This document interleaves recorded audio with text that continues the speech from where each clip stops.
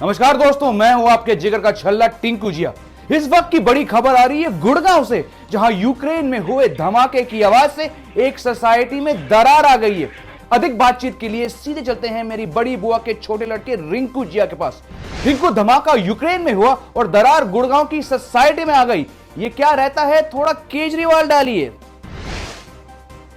टिंकू, आपको बता दूं कि यह कल शाम की घटना है, जब गुड़गांव की रॉक सॉलिड नाम की सोसाइटी में एक आदमी टीवी पर यूक्रेन की न्यूज देख रहा था।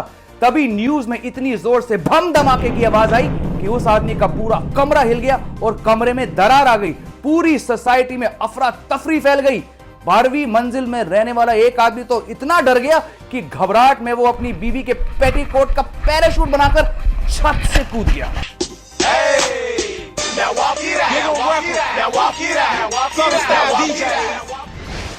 आपको बता दें कि घटना के बाद बिल्डर अपनी गलती मानने के बजाय व्लादिमीर पुतिन को दोषी ठहरा रहा है और उसने रूस से मांग की है कि वो जल्द ही मॉस्को से ट्रक में मजदूर भेजकर उसकी सोसाइटी में आई दरारें रिपेयर करवाए।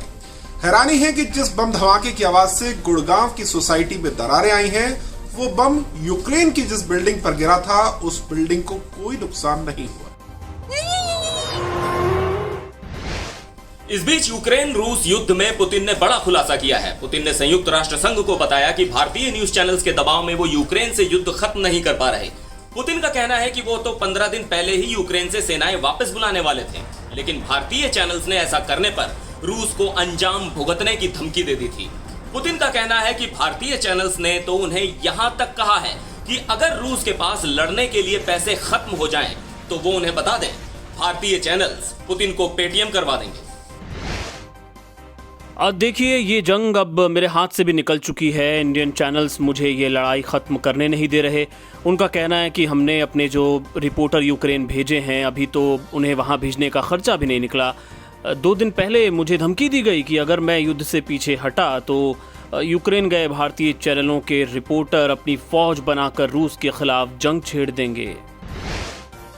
वहीं भारतीय चैनल्स ने यूक्रेन को भरोसा दिलाया है कि रूस के साथ इस युद्ध में भारत सरकार भले उसका साथ ना हो, लेकिन भारतीय चैनल्स पूरी तरह यूक्रेन के साथ हैं।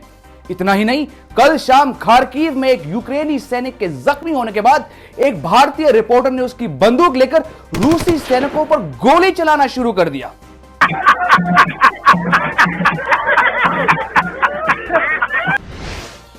देखिए, इस जंग में हम दोनों देशों के साथ हैं। अगर पुतिन को पैसे कम पड़ेंगे तो हम उसे मनी ऑर्डर करवा देंगे, और यूक्रेन को अगर फौजी कम पड़ेंगे तो हमारे रिपोर्टर हथियार उठाकर उसकी तरफ से जंग लड़ लेंगे।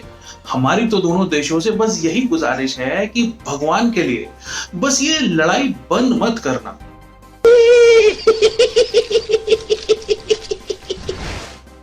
इस बीच भारतीय रिपोर्टर अपनी जान पर खेलकर यूक्रेन में कवरेज कर रहे हैं। कुछ ऐसी दिल दहला देने वाली तस्वीरें यूक्रेन से आई हैं। इन तस्वीरों को देखने के बाद जेलेंस्की ने कहा कि जितना रिस्क यूक्रेनी सैनिक इस लड़ाई को लड़ने में नहीं उठा रहे, उससे ज्यादा रिस्क तो भारतीय रिपोर्टर इस लड़ाई को कवर करने में उठा रहे हैं। आप भी देखिए कवरेज पर जाते ऐसे ही भारतीय रिपोर्टर की ये तस्वीर। ये कौन है? मैंने इसे कहीं देखा है। यही तो बादशाह है। हाँ? बातों से अपने मुकरता नहीं, मरने से मैं कभी डरता नहीं।